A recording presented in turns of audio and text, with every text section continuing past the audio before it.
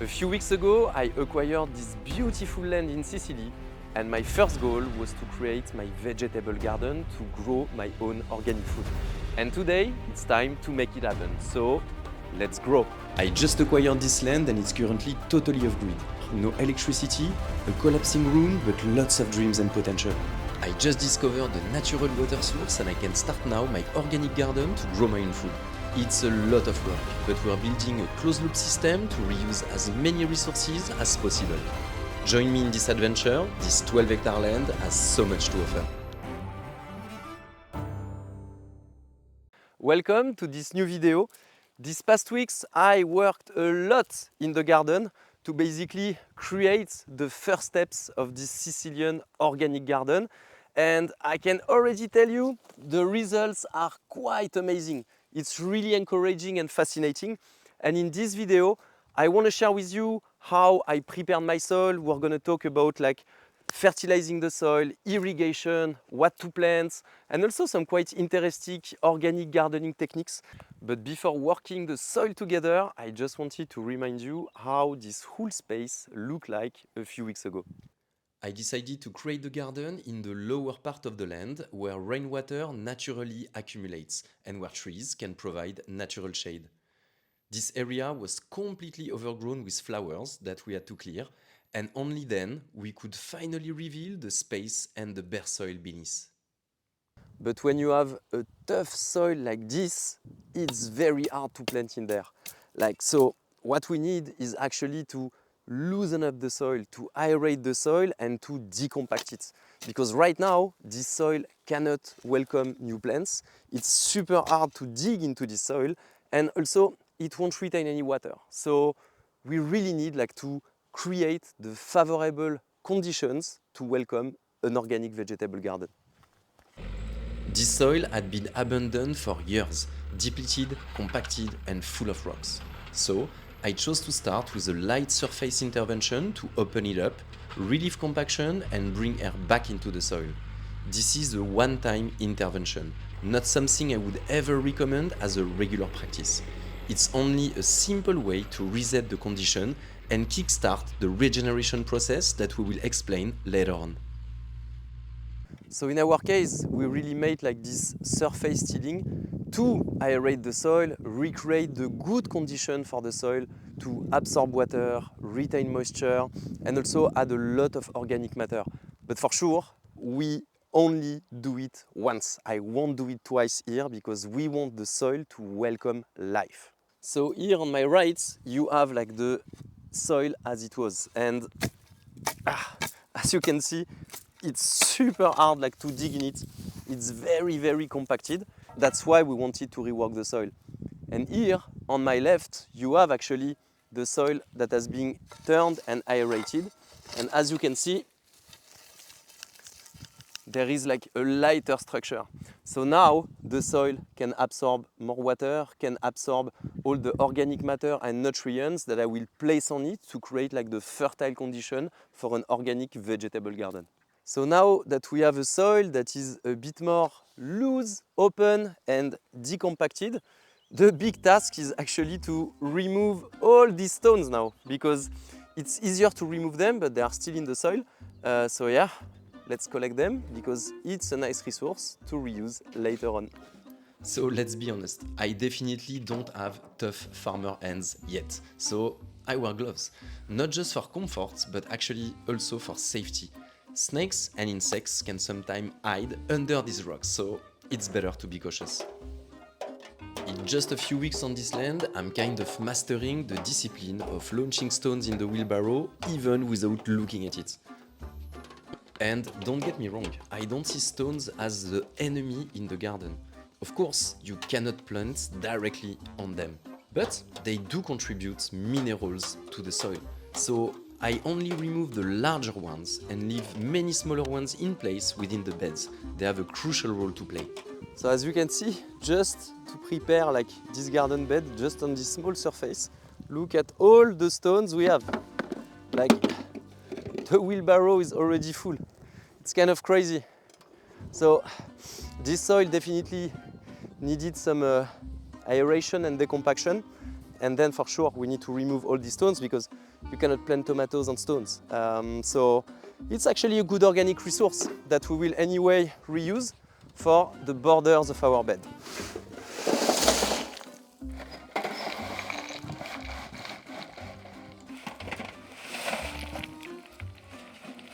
If anyone wants some stones, I think you are at the right place. And now that we remove basically all the rocks, we're gonna use our Broadfork.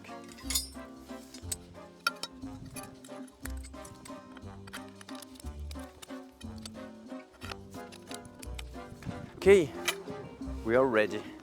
If I could only recommend one tool to use for organic gardening, it would definitely be a Broadfork.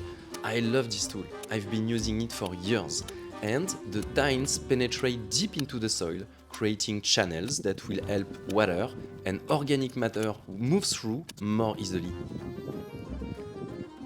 There are like some people like saying, yeah, actually, gardening is not a sport. Yeah, come with me on my land and use the Broadfork. I can tell you, it makes you a good workout session. No need to subscribe to a gym center and pay hundreds of euros every month. So if you want to practice, come on my land. There is a bit of space. This good Broadfork session not only helped my summer body, I was also able to remove more of the larger stones, and it also helped to remove some of the deep roots.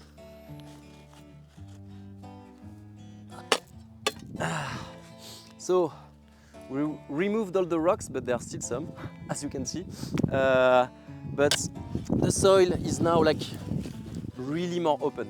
So now it's time to add organic matter. We're gonna work with vermicompost. So why vermicompost? Because this is another gold. This is really gold. This is basically our waste transformed by earthworms, and you have this rich and fertile soil.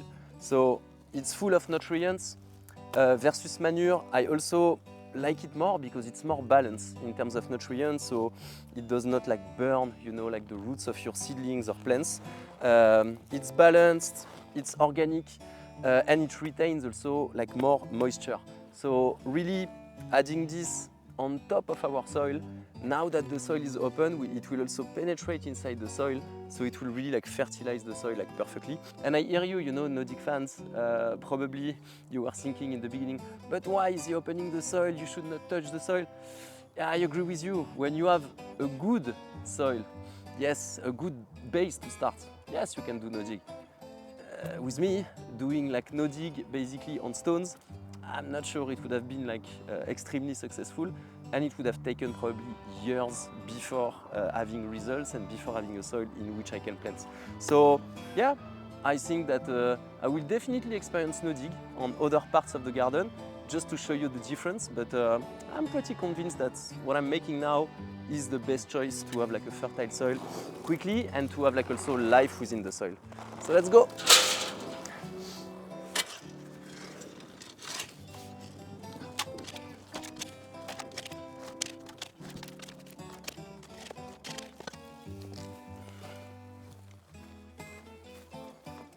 I spread worm castings directly onto the soil and use a rake to distribute them evenly. This is actually pure gold for the soil, feeding it, improving moisture retention and helping to bring back life underground to start a true regeneration process. So our garden bed is now enriched with a lot of organic vermicompost. It's time to put irrigation. In our last episode, I was showing you the discovery of a source of water coming into the cistern. Now that basically the well system is set up, I can irrigate the garden using drip lines. These pipes already have small holes that allow for slow, efficient watering, saving water while gently nourishing the soil. I'm installing 2 lines for this bed to optimize the space and grow as many crops as possible through companion planting. So our 2 irrigation lines are in place, and to finish our bed, we're gonna make some mulch. And so, mulch, we can basically put some straw. Problem is that we're in Sicily, there is like a very hot summer, and straw can also fly away. This organic cardboard is actually a great alternative to plastic tarp and to plastic mulching, because this will actually totally degrade over time and it will cover the soil. So imagine a soil, a bare soil, in full sun all day long. You can irrigate a lot, but the water actually will evaporate. If you add basically a cover, and this cover, like with organic cardboard, this will go over your soil. So basically this will limit evaporation and this will retain moisture way longer in your soil. So right now, we're gonna put this beautiful cardboard mulch sheet. I'm quite a huge fan of this organic cardboard mulch. It's very easy to install on the bed. Just secure it with stones along the edges so that it does not blow away with the wind. Since I have plenty of stones, I like using them to create a natural border. It honestly looks so raw but also so beautiful, and it also helps retain moisture within the bed. If insects or snakes are hiding under rocks, that's for a reason, because it's fresher and also there is more moisture.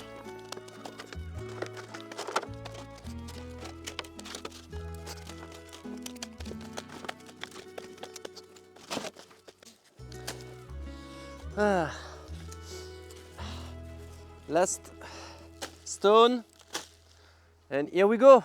Look at our bed. So now it's fully covered, and yeah, we will put on the irrigation so that it will make the soil very humid, very moist, so that the vermicompost plus the soil that is a bit more open now can basically absorb everything. So everything will assimilate under the tarp. And now we're gonna also plant some beautiful plants in our beautiful bed. So we have beautiful plants here, and today we are gonna plant some aubergine eggplants, 2 different varieties. I also have like some tomato seedlings, like it's a special purple variety, so super cool. We have some lettuce, woohoo! Lettuce here, and of course we're in Sicily, the south, some beautiful basil.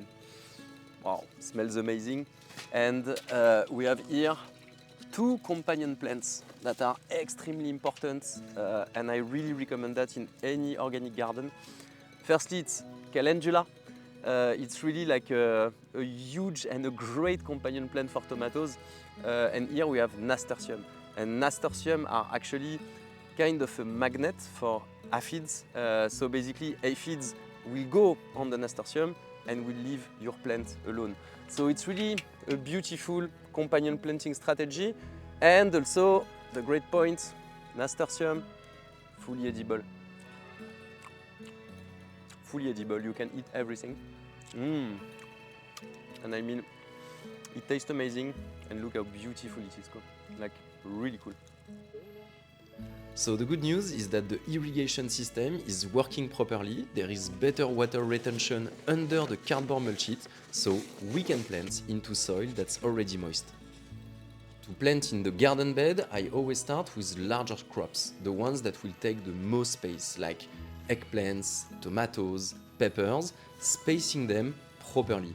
Then I will add smaller plants and herbs in between to create a companion planting system that supports natural pest control.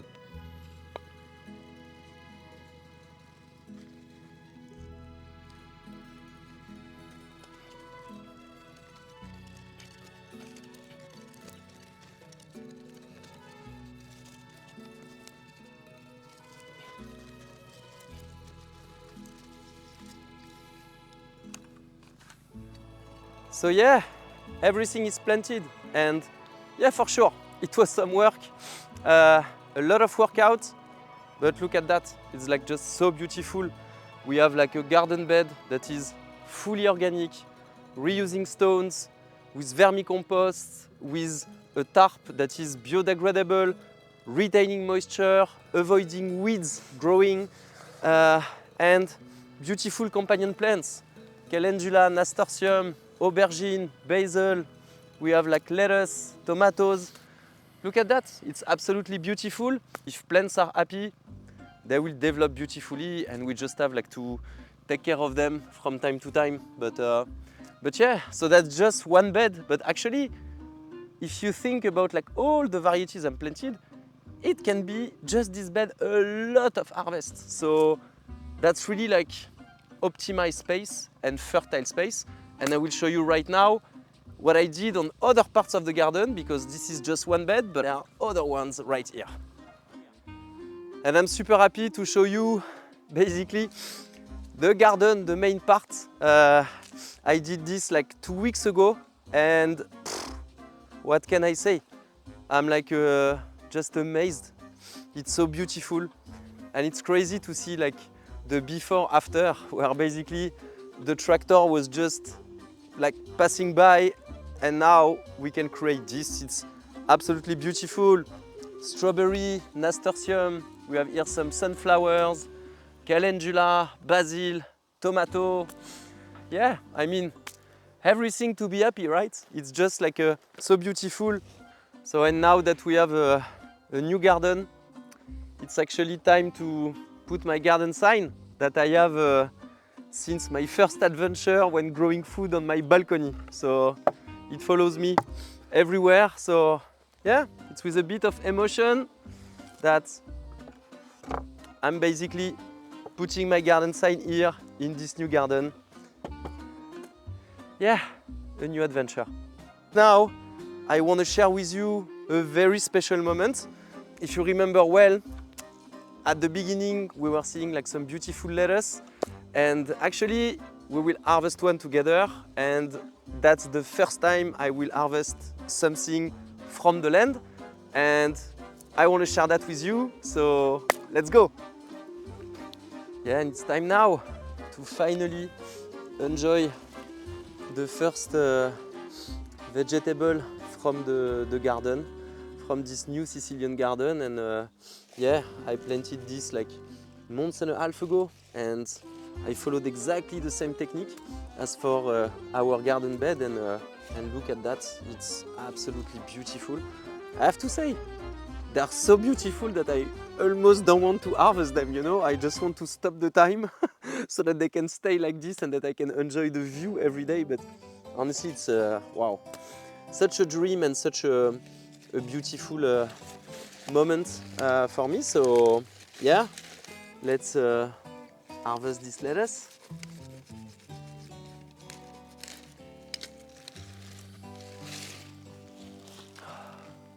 Wow,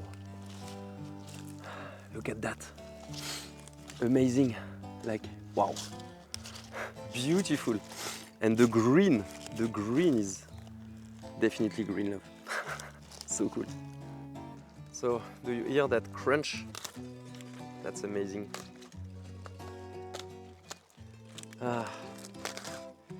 So we're gonna wash it with water also from the land. So basically it's a beautiful closed loop.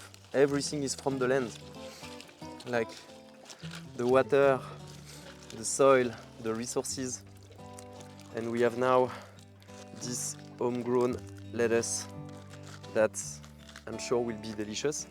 But I'm not just gonna eat it like this. Wait a moment. Actually, I wanna taste it with some olive oil from Sicily, indeed, before like producing our own olive oil from this land. So yeah, let's just put a bit of olive oil, and now let's give a bite to this homegrown lettuce.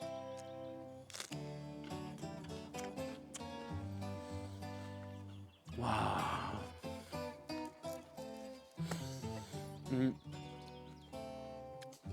The taste of nature. And after such a long day shooting this video and building the bed, it was like really a lot of work. I'm for sure tired, but when I have this taste, I'm like, there is a reason why I do this, because it's beautiful, purely organic, and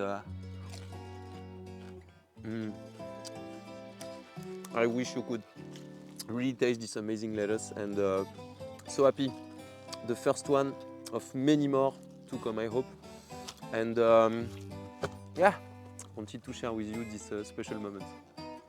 I hope you truly enjoyed this video.